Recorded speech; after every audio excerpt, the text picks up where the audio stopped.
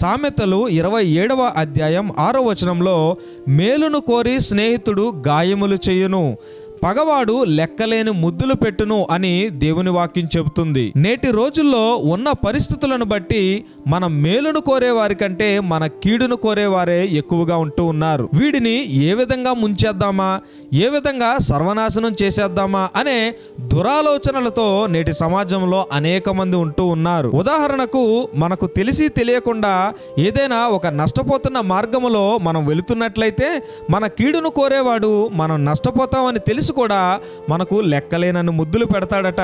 అనగా మనం నష్టపోతున్న మార్గము దిశగా మనల్ని ప్రోత్సహిస్తూ ఉంటాడు. కానీ మన మేలును కోరేవాడైతే ఆ మార్గములో మనకు నష్టం కలుగుతుందని తెలిసి మనల్ని గాయపరుస్తాడు. అనగా ఆ మార్గములో వెళ్లకుండా మనల్ని అడ్డుకుంటాడు. మనకు కీడును తలపెట్టాలి అన్న ఆలోచన కలిగి ఉన్నవారు మన దగ్గర ఎంతో మంచిగా నటిస్తారండి.